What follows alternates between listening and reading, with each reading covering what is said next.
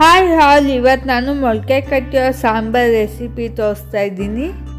1 ಇಂಚು ಶುಂಠಿ, 1 ಬೆಳ್ಳುಳ್ಳಿ, ಚಕ್ಕೆ, ಲವಂಗ, ಕಾಯಿ, ಕೊತ್ತಂಬರಿ, ಹುರ್ಗಡ್ಲೆ, 3 ಟೊಮೊಟೊ, 1 ನಾಟಿ ಟೊಮೊಟೊ, 1 ಫಾರಮ್ ಟೊಮೊಟೊ ಎಲ್ಲ ಮಸಾಲೆನ ರುಬ್ಕೊತಾ ಇದ್ದೀನಿ. ಹಸಿ ಮಸಾಲೆನೇ ಹುರ್ಕೊಂಡಾದ್ರೂ ಹಾಕ್ಕೋಬೋದು, ಹಸಿ ಮಸಾಲೆ ಆದರೂ ಹಾಕ್ಕೋಬೋದು. ಹಸಿ ಮಸಾಲೆ ಹಾಕ್ಕೊಂಡಾಗ ಎಣ್ಣೆಯಲ್ಲಿ ಚೆನ್ನಾಗಿ ಫ್ರೈ ಮಾಡಬೇಕಾಗುತ್ತೆ.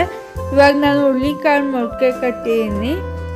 ಆಲೂಗಡ್ಡೆ, ಬದನೆಕಾಯಿ, ಹುರುಳಿಕಾಳು ಎಲ್ಲ ಚೆನ್ನಾಗಿ ಫ್ರೈ ಮಾಡ್ಕೊತಾ ಇದ್ದೀನಿ ಆಯಿಲಲ್ಲಿ. ನೀವು ಆಯಿಲಲ್ಲಿ ಚೆನ್ನಾಗಿ ಫ್ರೈ ಮಾಡ್ಕೊಳ್ಳೋದ್ರಿಂದ ತುಂಬ ಬೇಗ ಬೇಯುತ್ತೆ ಕಾಳು ಮತ್ತು ಆಲೂಗಡ್ಡೆ, ಬದನೆಕಾಯಿ ಎಲ್ಲ.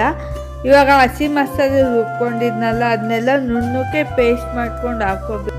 ಇದಕ್ಕೆ ಎಷ್ಟು ಬೇಕೋ ಅಷ್ಟು ನೀರು ಹಾಕ್ಕೊಳ್ಳಿ. ನಿಮ್ಮ ಸಾಂಬಾರು ಕನ್ಸಿಸ್ಟೆನ್ಸಿ ನೋಡಿಕೊಂಡು ರುಚಿಗೆ ತಕ್ಕಷ್ಟು ವಿಷಲ್ಸು ಕೂಗ್ಸಿದ್ರೆ ಮುಗೀತು.